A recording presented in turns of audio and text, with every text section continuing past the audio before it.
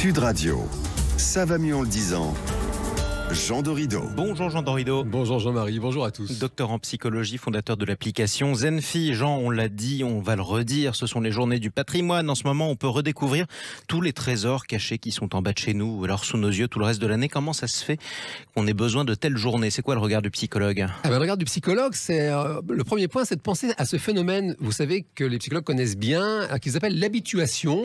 C'est ce que vous avez décrit, Jean-Marie, c'est qu'en fin de compte, à force d'avoir des trésors sous les yeux en permanence, eh bien la personne ne les voit plus. Ça, c'était très très étudié, notamment par les psychologues comportementalistes. Vous savez, le chien de chasse, typiquement, eh ben, il a peur des coups de feu au début, et puis à force, processus d'habituation, voilà, il n'a plus peur. On a la même chose chez plein de mammifères, et nous en faisons partie. Et c'est un fait qu'on peut développer une espèce d'indifférence, alors que vous avez raison, on a des trésors autour de nous. Et souvent, vous constatez que les personnes qui vivent justement dans des sites sensationnels, eh bien, elles ont besoin de la visite d'un cousin éloigné. C'est ça. Pour vraiment faire la démarche qu'elles n'avaient finalement jamais faite parce que c'était en bas de chez eux. Le Toulousain ne visite plus la basilique Saint-Cernin, le Parisien est blasé de la Tour Eiffel, alors que le monde entier voudrait les voir et s'émerveiller devant. Effectivement. Alors Jean, du coup, en quoi ces journées changent la donne par rapport à ce phénomène psychologique que vous appelez l'habituation? Eh bien, pour le coup, les journées du patrimoine, quand vous regardez ce qui se passe, vous basculez dans un phénomène précisément qui est tout le contraire. On est presque dans le tout nouveau, tout beau. Si vous voulez, c'est un événement. Ça arrive une fois par an. Et le fait qu'il y ait de la communication, que ce soit repris dans les médias, eh bien, tout ça, précisément, ça aide à donner l'élan au plus grand nombre pour emmener le petit neveu, la petite nièce, dire allez, viens, on va se faire ce truc-là parce que c'est absolument génial. En d'autres termes, au lieu de pantoufler dans notre jardin, on se motive et on va revisiter ce qu'on aurait pu visiter toute l'année. Et c'est là qu'on redécouvre que c'est magnifique. De façon plus générale, Jean, est-ce que c'est important de célébrer son patrimoine?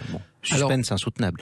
Oui, je ne peux pas ne pas vous dire que effectivement c'est très important parce que le patrimoine, ça renvoie bien sûr à la transmission, et en psychologie, on sait l'importance de constituer des groupes sociaux soudés, cohérents, solidaires. Et là précisément, on voit de plus en plus, hélas, l'importance de prendre soin du patrimoine naturel.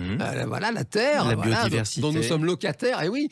Et là, c'est vrai que ce patrimoine, eh bien, c'est un patrimoine commun. Nous avons le devoir, dans le fond, d'en prendre soin et puis justement de le connaître, de le valoriser. L'UNESCO a même inventé, il y a longtemps maintenant, la notion de patrimoine culturel mondial. Et c'est vrai que c'est une très très bonne façon de nourrir finalement ces liens invisibles qui nous unissent avec les journées du patrimoine. C'est le principe même de l'identité. On termine, Jean, avec cette dernière question. Si jamais on a des enfants avec soi, par où on commence ce week-end de journée du patrimoine? Comment on les sensibilise à la découverte du patrimoine? Alors c'est une bonne question, Jean-Marie. Bon, la règle d'or avec les enfants, c'est qu'il faut que ce soit ludique. Nous sommes des mammifères joueurs, comme les grands singes qui sont nos cousins, et il faut vraiment que ce soit amusant, rigolo, exciter sa curiosité, bien sûr être à l'écoute de ses désirs, parce que les enfants sont curieux, ils adorent apprendre, ils adorent qu'on leur raconte des histoires, comme les adultes que nous sommes,